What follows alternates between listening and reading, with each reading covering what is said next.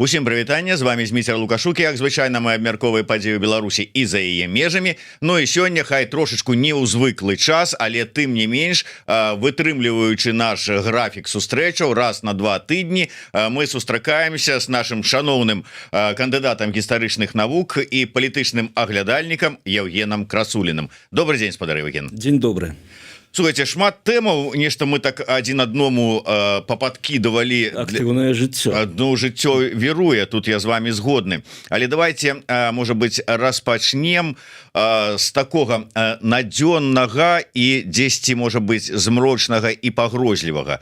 Я про тое, што вось буквально учора ці заўчора спецслужбы лукашэнкаўскія прызналі усе фактычна спісы удзельнікаў выбарчай кампаніі ў коорднацыйную раду экстрэмісцкімі там матэрыяламі, карацей кажучы, усіх папрызнавалі экстрэмістамі. Гэта ўжо не новае. Летась было, ну, сэнсе не летась, а на папярэдніх выбарах тое ж самае. Усіх удзельнікаў, нават тых, хто не прайшоў па выніку ў коорднацыйную раду, але залічылі ў экстрэмісты.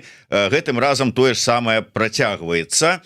І гэта вельмі так, ну, дзіўна, скажу па шчырасці, выглядае на фоне таго скепсісу у дачыненні да коорднацыйнай рады, які ёсць сярод беларусаў дыаспары, якія там кажуць: да што тая коорднацыйная рада, а што яна можа, а што яна робіць, а для чаго яна ўвогуле?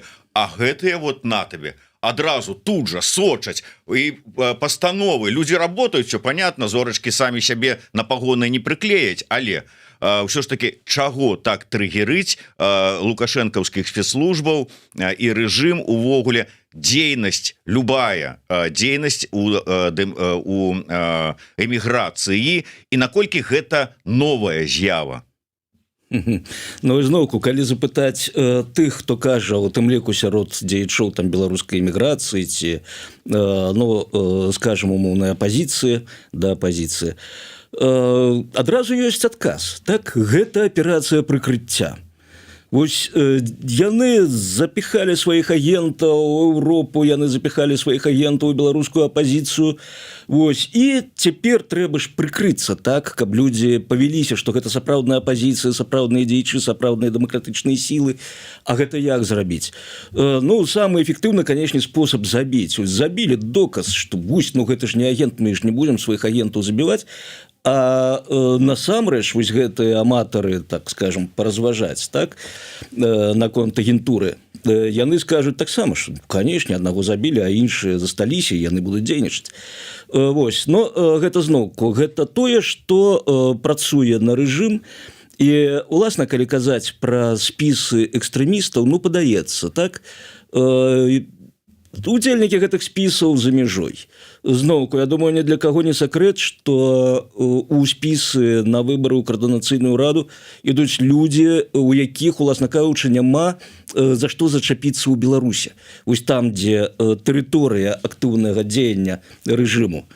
І таму гэтых людзей, ну, ўжо асабліва не напалохаеш. Тым больш, што калі паглядзець на спісы, якія вось учора ці пазаўчора прызнаны экстрэмісцкімі, там ужо ёсць, скажем, людзі з годнасцю двойчы экстрэміст, трэба паглядзець, можа, і людзі з годнасцю тройчы экстрэміст.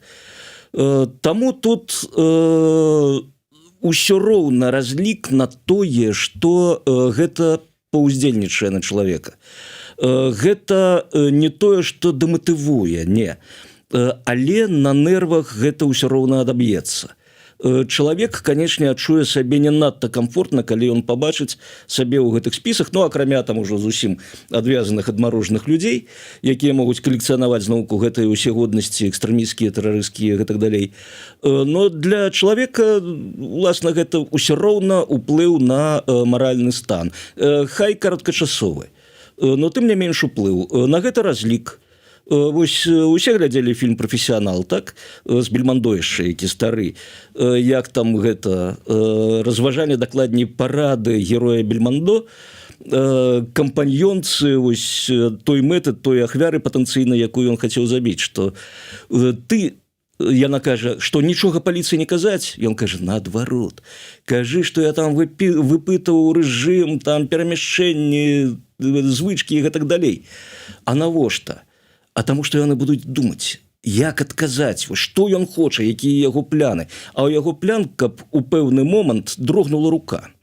Вось і ў выніку там по сюжэту фільма оказывается, што гэты разлік быў слушны, калі вось гэтая дуэль знакамітая так адбываецца з паліцыянтам. У паліцыянта просто ён ноч не спаў, раскусваў гэтага Жаслена Бамона, і ў яго дрогнула рука. Вось, уласна кажучы, на гэты разлік таксама. Праўда, уласна кажучы, дэмакратычных сілаў разлік таксама на гэта, у тым ліку вось інфармацыйныя нашыя павесткі, наратывы, якія мы запускаем, таксама на гэта, вось на псіхалагічнае ўздзеянне разлічваецца. Іншая справа, што так, тут выкарыстоўваецца вось гэтая, ну, я б казаў, усё ж такі, гэта машына тэрора. Маральнага тэрора супраць тых, хто актыўна удзельнічае ў палітычным жыцці, я думаю, актыўна удзельнічае ў інфармацыйным жыцці. І вось тут, зноўку, для рэжыму гэта будзе заставацца інструментам усё роўна. Але, спадар Евген, выбачаюся, што перабіваю, пакуль далёка не адышлі, вось акурат такі ад вашых слоў пра тое, што ну, можа, аперацыя прыкрыцця сваёй там агентуры панакідалі. Вось, дарэчы, вы у нас палітычны кансультант спісу пра аб'яднаная грамадзянская платформа? Да вы што, дзе вы гэта ўзялі? Ну ладно, я, конечно, тут троху жартую, але тым не менш, как бы вы да АГП таго ж самага маеце, як гэта, чалец ці не чалец? Ну, але сентымент... Кажуць партыйцы, ты не член партыі, ты мозг. Я не з'яўляюся сябрам. Тым больш, як мозг, можна сказаць, партыі, а фактычна і зараз вот цяпер спіса, які з'яўляецца, ну, такім прыдаткам, працягам партыі палітычнай дзейнасці. Як вы дапусцілі, што ў гэтым спісе апынулася агентка, якую выкрылі пільныя прадстаўнікі дыаспары? Вось зноўку, калі мы глядзім на тыя метады, якія выкарыстоўвае рэжым супраць сваіх апанентаў, ну, гэта, я не ведаю, гэта база, гэта класіка, так? Метад гнілога селядцу. Абвінаваць чалавека у чымсьці, ну, такім, ну, неймавернае штосьці, так? Ну, каб гэта эмацыйна ўздзейнічала зноўку. І не толькі на таго чалавека, супраць якога гэта накіравана, але ў першую чаргу на аўдыторыю. Але, спадар Евген, слова супраць слова, гэта мы ведаем, гэта праходзілі, але калі фота, і там чалавек стаіць з георгінскімі стужкамі, з нейкай кампаніяй незразумелай, гэта ўжо неякі па-інакш успрымаецца, пагадзіцеся. Калі ўзяць кейс, які вось мы разглядаем, так, які ананімусам быў закінуты ў інтэрнэт, так, там цікава, дарэчы, неабыякавыя беларусы даслалі мне фоткі. Я там лихаманкава шукаў фоткі ў інтэрнэце ў адкрытых крыніцах, некаторыя знайшоў, некаторыя так і не здолеў. То бок неабыякавыя беларусы там просто са свечкі стаялі, такое ўражанне. Вось, но там гаворка ідзе у асноўным пра падзеі да таго, як тая ж георгіўская стужка зрабілася зашкварам. Вось гэта да 14-го году. Прычым там вельмі цікава ёсць такое абвінавачанне. Просто, ну, вось я чытаў, ну, смяяўся, но скрозь слёзы, бо зразумела, што застанецца вось гэты след гнілога селядцу. Усё роўна на што і разлічана. Бо абсалютна абсурднае абвінавачанне, што яна сустракалася з гэтым прэзідэнтам Дагестана, які сустракалася ў 13-м годзе. Які ў 22-м ужо не прэзідэнт Дагестана, ён ужо там падаецца намеснік міністра абароны, ён распрацоўваў, значыць, аперацыю па паўнамаштабным варванні ва ўкраіну. І выснова якая? Што яна з катам украінскага народа абшалася.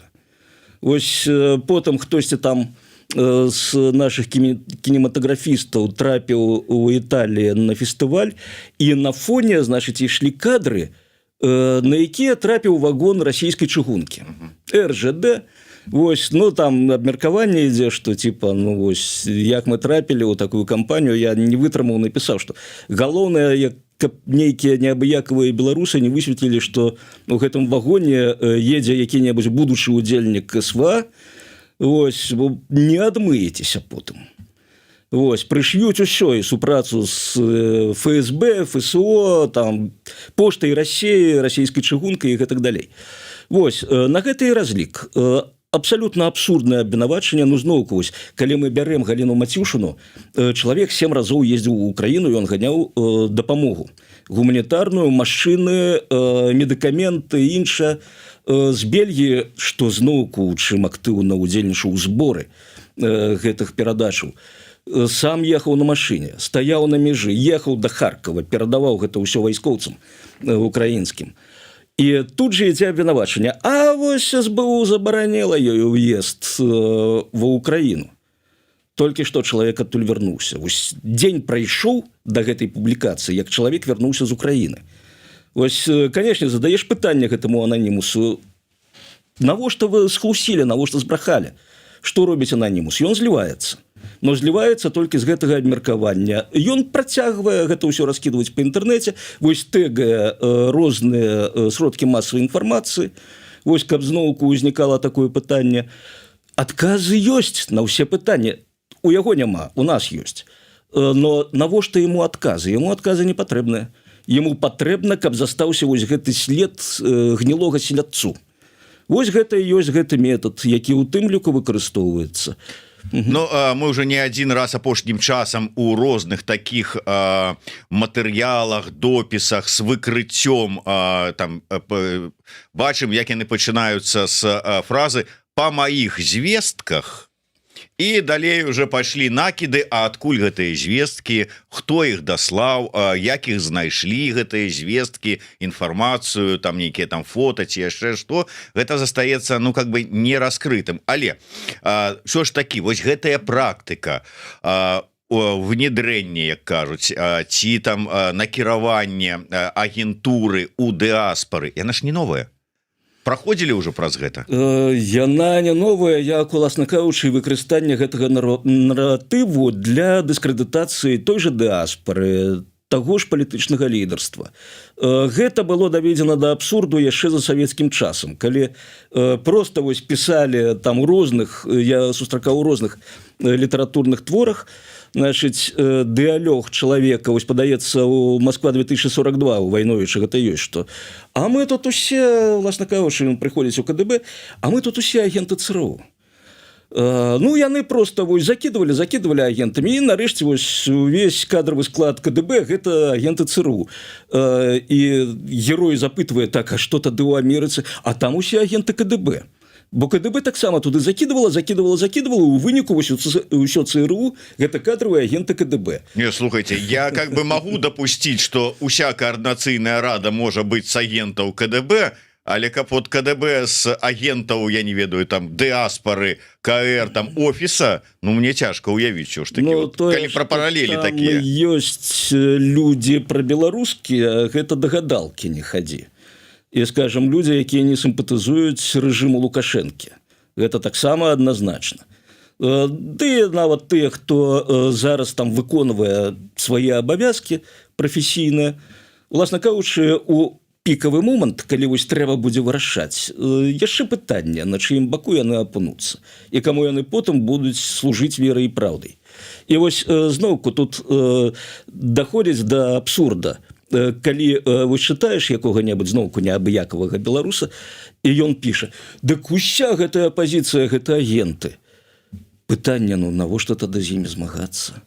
Калі гэта ўсё агенты, ну дайце ім заданне спыніць усю дзейнасць, выйсці, патрабаваць зняць санкцыі з рэжыму, там, не ведаю, глорыць за разнастайныя інвестыцыі, вось. І ўсё. І тут профіт поўны. Навошта так прыкідвацца? Што вось гэта за дзіўныя тады выкрутасы? Што мы закідваем агентаў, а потым гэтыя агенты супраць нас ваююць. Ды так ваююць, што мы там адчуваем сабе настолькі неякавата, што вось вымушаны з імі змагацца самымі рознымі непрыемнымі спосабамі. І гэта, дарэчы, не толькі ж тычыцца беларускага рэжыму, гэта тычыцца і іншых падобных рэжымаў. Вожык Патрыёт піша: днямі давялося прачытаць тое, як савецкія службы працавалі ў міжваенны час супраць украінскай дыаспары і структураў. А ці трэба гэта цяпер РФ? Мабыць, яны выключна сваімі дысідэнтамі займаюцца. Ну і вось давайте мы, может быть, трошку вось гэтую гісторыю і перайдзем да той тэмы спроба забойства расійскімі спецслужбамі свайго дысідэнта, ну с Россией маецца на увазе, хоць ён не рускі па нацыянальнасці, башкір, але тым не менш вось гэтая практыка забойстваў за мяжой, наколькі яна глыбока сыходзіць і наколькі яна сёння актуальная. Ну тут на великую колькасць, на шматтомнае выданне пытанне, бо такія забойствы, я у вас веру, профессор, давайте вот з глыбокай старажытнасці, са старажытнага ўсходу гэта ўсё ідзе. Калі браць, ну зноўку, вось які момант не возьми, увесь час нарвешся на пэўны клястр вось такіх падзеяў, гэтых забойстваў.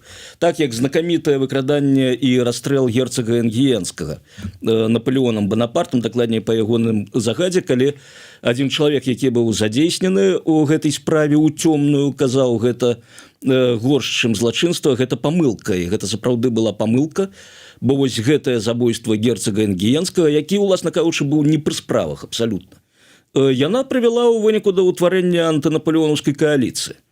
Так што тут вось калі плануеш падобныя рэчы, трэба вельмі уважліва пралічваць, і ўсё роўна нават пралічыўшы ўсё, трапіш у пастку. Але вось гэтая тэма, і, дарэчы, вельмі так пісьменна зададзенае пытанне, трэба падзякаваць, канешне, слухачу, які гэта задаў, што ў міжваенны перыяд гэта ў асноўным украінцы, хто быў вось гэтай цэллю для забойцаў з боку савецкіх спецслужбаў. Насамрэч не толькі украінцы, там былі прадстаўнікі іншых народаў СССР. Мы не бярэм, скажем, палітычных апанентаў Сталіна, там знакамітае забойства Троцкага. Дарэчы, там ёсць цікавы момантик, Троцкаму ж таксама далі грошы, калі ён выязджаў з Савецкага Саюзу, што не зрабіла яго агентам НКВД і, уласна кажучы, не выратавала ягонае жыццё. Вось калі мы паглядзім на тое, хто рабіўся вось гэтай цэллю забойстваў за мяжой, мы пабачым, што так, за савецкім часам, і не толькі міжваенным, але пасляваенным, гэта дзеячы, вось, ну, скажем так, народаў савецкіх рэспублікаў, такіх як Украіна, Азербайджан, Арменія і гэтак далей.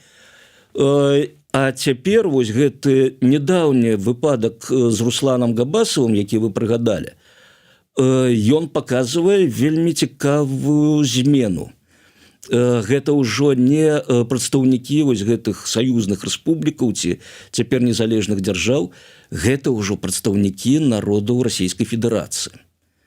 І вось раней савецкае кіраўніцтва бачыла сваіх галоўных ворагаў вось у гэтых дзеячах, якія змагаліся за незалежнасць саюзных рэспублікаў, скажем так, ад Масквы.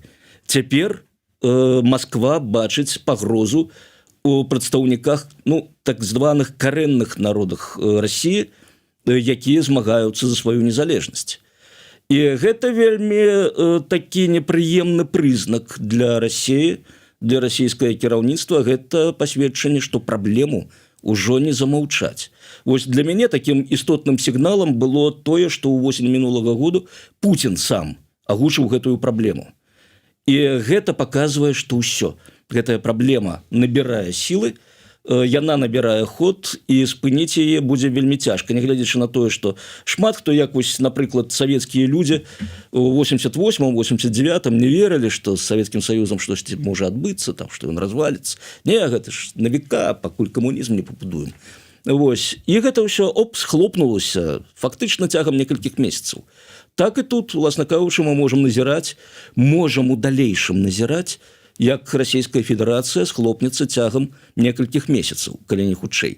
І вось тут спрабуе палітычнае кіраўніцтва Расіі, скажем так, зыграць на апярэджанне і ліквідаваць ключавыя фігуры. Руслан Габасаў сапраўды, ён вельмі актыўны чалавек, у Фейсбуку можна паглядзець на ягоную дзейнасць.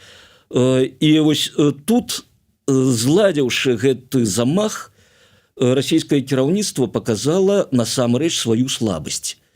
Што, па-першае, яна вызнае гэтую праблему, яна разумее, што гэтая праблема істотна і сур'ёзна. Ну і трэцяе, што яна ўсё ж такі мае абмежаваныя магчымасці праводзіць такія акцыі за мяжой.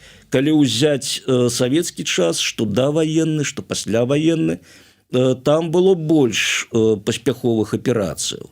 Вось да цяперашніх паспяховых аперацыяў можна назваць забойства Хангашвілі, і зноўку потым супер паспяховая аперацыя – гэта вызваленне забойцы Красікава. Гэта вось такі вельмі яскравы крок, які паказаў патэнцыйным выканаўцам, што вы знаходзіцеся пад нашай абаронай. Калі вас схопяць, вы праваліцеся, мы вас выцягнем. І, дарэчы, шмат хто звязаў вось гэтае вызваленне Красікава ў абмен, памятаеце, на палітвязняў. Галоўнае ж, каб людзі выйшлі на свабоду. Вось Красікаў выйшаў на свабоду, гэта было галоўным, і гэта дало магчымасць вербаваць новых забойцаў і матываваць іх, што вось вы здзяйсняеце акцыю тэрарыстычную, а мы потым вас выцягваем, і вы там, як гэтыя ўсе таварышы, робіцеся аж дэпутатамі Дзяржаўнай думы і новай элітай. Вось гэты гандаль, так, пра які ўсе казалі, уласна кажучы, што ён амаральны, ён вядзе да вельмі кепскіх наступстваў, гандаль людзьмі. Гэта вось мае свае канкрэтныя наступствы ў падобных акцыях. І тое, што не атрымалася гэтая акцыя, гэта, канешне, цудоўна, но гэта ж не факт, што не атрымаюцца іншыя. Так што тут даволі значная праблема. Зноўку смяротна параненая імперыя, а Расія, безумоўна, смяротна параненая імперыя, гэта тая істота, агонія якой будзе страшнай. І хто перажыве гэтую агонію і дажыве там да светлай будучыні, гэта яшчэ пытанне. Але гэта калі мы кажам пра расійскую імперыю, сітуацыя, вось словы Пуціна, пагрозы Пуціна, сітуацыя з расійскім грамадзянінам у эміграцыі, калі казаць пра Беларусь, Лукашенко, вот дзеянні яго, наколькі спецслужбы лукашэнкаўскія могуць і актыўнічаюць. Тут можна, конечно, спекуляваць там на розных там тэмах і Мельнікавай, і там іншых, да, і Котова таго ж самага. Падазрэнні былі, не буду это згадаць, розныя былі падазрэнні, але тым не менш, вот, можна ўвязаць, то есть спрабуюць, ці тут как бы по іншаму шляху неяк ідуць. Скажем так, пакуль вось калі паглядзець за тым, што з'яўляецца ў публічнай прасторы, у тых жа сацыяльных сецівах, бо сацыяльныя сецівы яны ж даюць даволі шырокую магчымасць даносіць свае наратывы. У адрозненне ад тых жа сродкаў масавай інфармацыі. Зноўку і да сацыяльных сеціваў больш даверу, таму цяпер за апошні год бачна высокая актыўнасць і ботаў, і рэальных, магчыма, людзей, і зноўку карысных ідыётаў, куды без іх, якія дзейнічаюць вось у патрэбным для спецслужбаў кірунку. І гэта не толькі там дэмаралізацыя, вось з'яўляецца наратыў у тым жа Фейсбуку, так, што вось Ціханаўская нікому не патрэбна. Ці нават не так. А Ціханаўская сустрэлася там з прадстаўнікамі замежных палітычных колаў, вось размова ішла пра тое ж, і далей сотні коментаў, дзе написано: «Да кому ты патрэбна? Да убирайся, да нафиг, мы кормим табе тут». Вось, калі ты працу нарэшце сабе знойдзеш. І далей глядзіш па колькасці, яны забіваюць усё. І тое ж самае, калі зойдзеш, напрыклад, на старонкі, звязаныя з літоўскім палітыкумам, латвійскі палітыкум, там увогуле, там тысячамі, просто раямі ідуць вось гэтыя расійскамоўныя, і не толькі расійскамоўныя коменты адной скіраванасці. Напісаныя, уласна кажучы, вось там штучны інтэлект нават не патрэбен.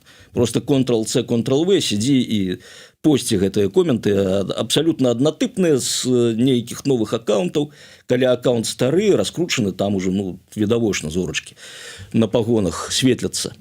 Вось. І зноўку, што небяспечна ў такім, вось, у такім інструменце ўздзеяння на грамадства. Увесь час даводзіцца вось гэтая ідэя. Вас падманваюць, вас рабуюць, яны нічога не робяць, яны жыруюць на вашым горы. А гэта, памятаеце зноўку «Тры мушкецёры», так як Міледі апрацавала свайго ахоўніка, што ёй нават не трэба было там азадак ад канапы адрываць, каб забіць герцага Бекінгема. Просто ён у яго крыша паехала, ён пайшоў яго і забіў. І вось тут таксама можа быць разлік на гэта, бо чытаеш гэтыя коменты, там нічога не робіш, што не ядзец, грантасмок і так далей, то оп, да іх убіваць трэба. Вось, і як 25-й кадр. Вось гэта ўстаўлена, такія коменты з'яўляюцца, і гэта з разлікам, я думаю, не ў апошнюю чаргу на тое, што знойдуцца псіхічна неўраўнаважаныя людзі, а такіх сярод той жа эміграцыі знайсці можна. Уласна кажучы, як казаў адзін чалавек, ПТСР у нас ва ўсіх на ілбе напісаны.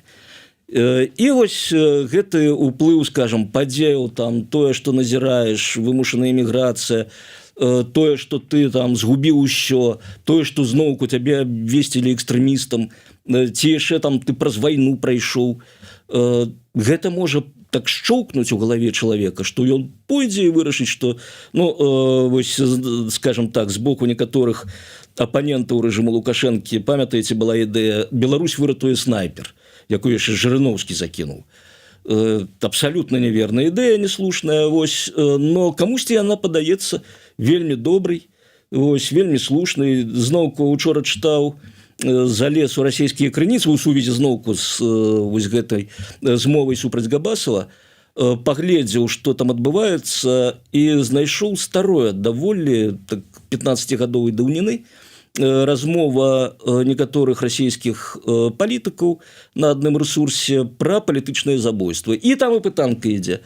А пытанка, наколькі расейцы падтрымліваюць палітычную, 55% расейцаў ухваляюць палітычныя забойствы. Там ўсё лічылася, там таксама у абмеркаванні ўдзельнічалі, скажем так, прадстаўнікі розных поглядаў, у тым ліку і прапуцінскіх, прарасійскіх. Вось, но тым не менш, народ расійскі прадэманстраваў, што ён з'яўляецца замоўнікам такой практыкі, як палітычныя забойствы. І тут я сумняваюся, што беларусы моцна ад гэтага адрозніваюцца. Вось, калі накруціць, асабліва зноўку гэтых псіхічна неўраўнаважаных людзей, усё.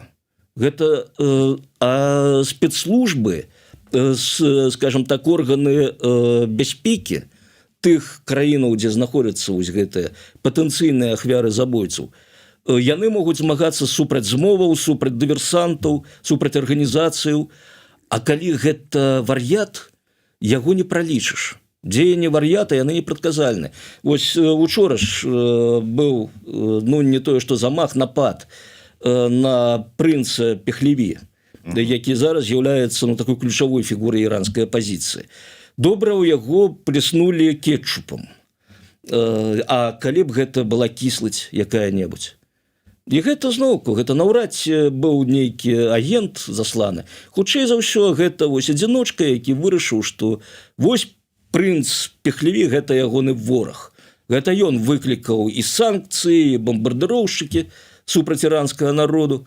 Таму ён мусіць хоць такую адказнасць панесці. Давай я яму пінжак кетчупам попсую.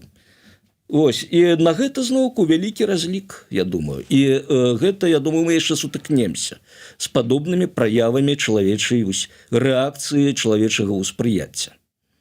Давайте мы пакуль тут а то зараз загаворымся, закрануўшы троху іншую тэму і не ўзгадаем, а мне падаецца, што яна ўсё ж таки важная. Але перш чым я задам вам пытанне, я хацеў бы зрабіць такую невялічкую аб'яву, можа быть. Найперш хочется павіншаваць з днём народзінаў нашага вядомага, слаўнага Зянона Станіславовича Пазняка. Сёння азначае дзень народзінаў. Можна по-рознаму ставіцца да яго сённяшняй дзейнасці, выказванняў і гэтак далей, але тым не менш гэта ніякім чынам не адмяняе і яго ролю і тое, што ён зрабіў для Беларусі і для беларусаў увогуле, працягвае рабіць таксама. Тут ужо плюс-мінус, але трэба надаць, ўсё ж таки аддаць даніну павагі. Гэта гісторыя Беларусі, гэта постаць, якая гэтую сцяжынку беларускую пратаптавала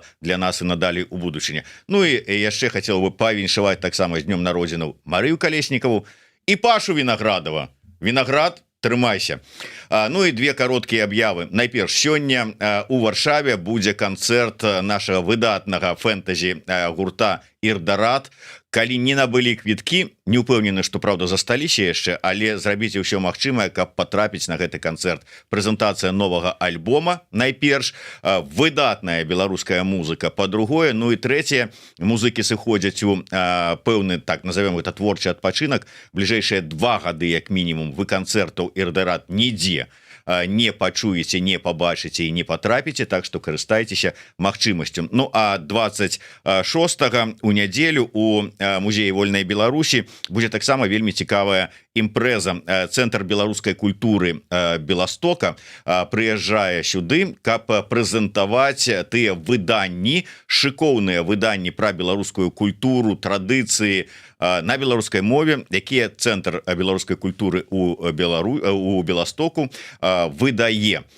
Таму, калі ласка, завітвайце, будзе вельмі цікава. Дарэчы, унук Ларысы Генію ж будзе прысутнічаць на гэтай імпрэзе, што таксама вельмі цікава пачуць.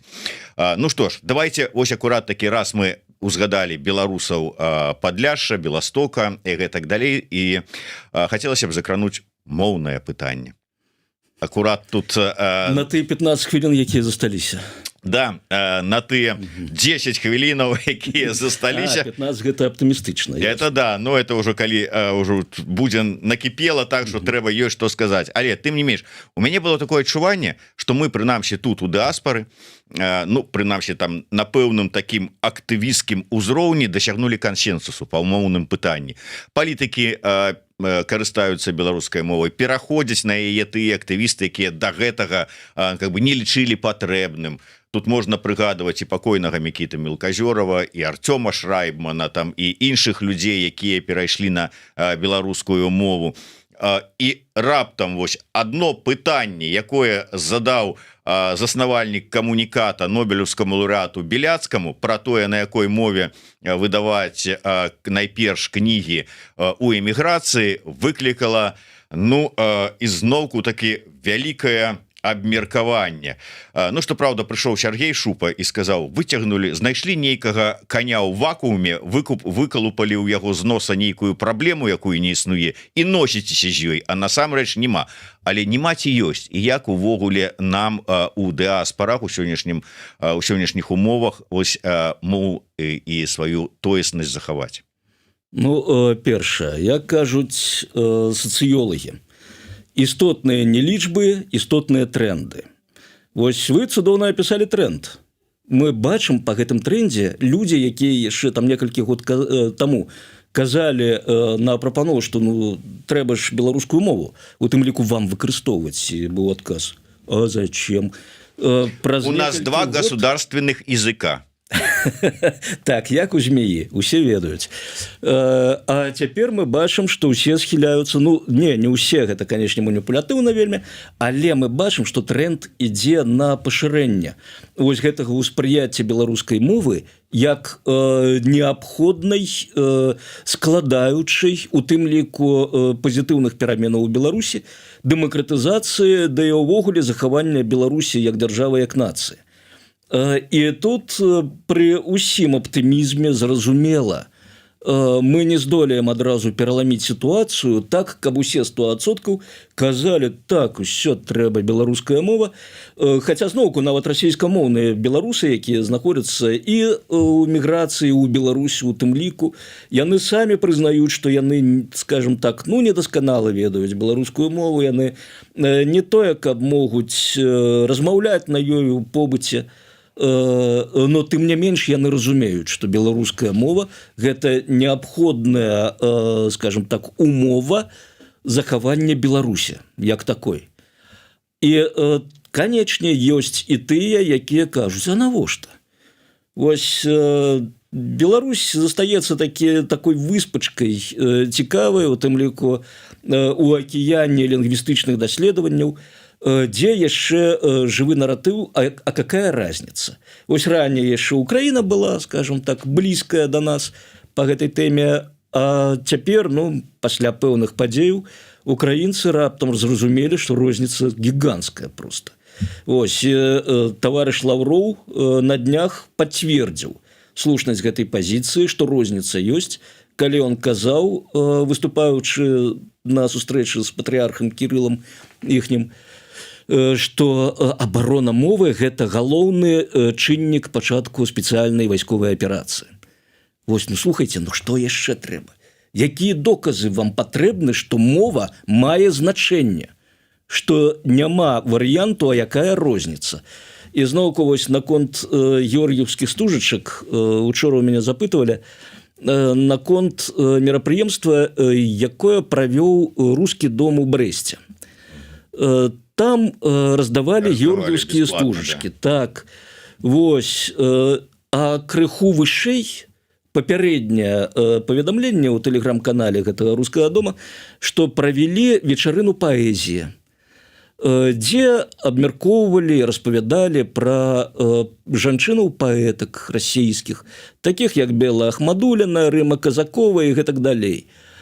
І вось у мяне там ідзе такі перманентная дыскусія з адным беларускім прыхільнікам расейшчыны на Беларусі менавіта. І я яму прывозіў вось у прыклад, што вось вам раздаюць, гэтыя дакладней не раздаюць, а абмяркоўваюць паэзію у рускім доме.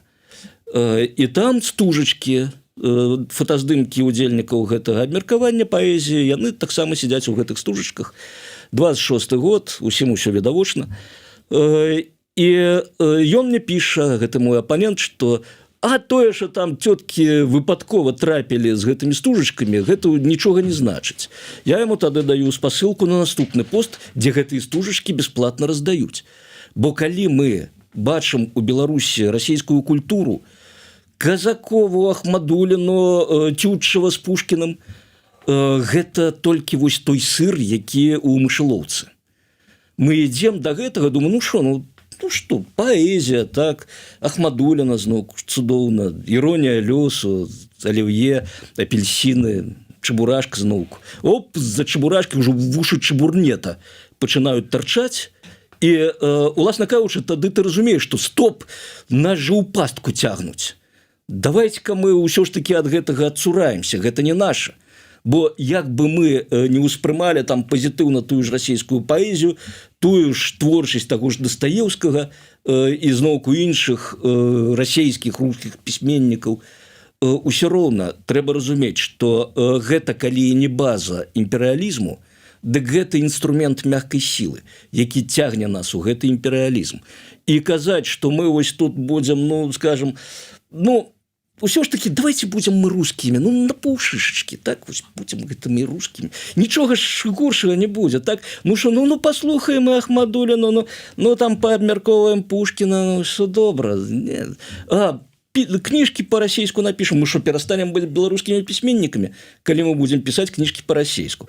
Не, мы беларускія пісьменнікі. На пытанне, а як вы уяўляеце сабе, што беларускага ў пісьменніку, які піша па-расейску, яшчэ адзін таварыш, які любіць там таксама паразважаць, што руская мова нічога не значыць, што ўсё роўна. Вось, ён так і не адказаў.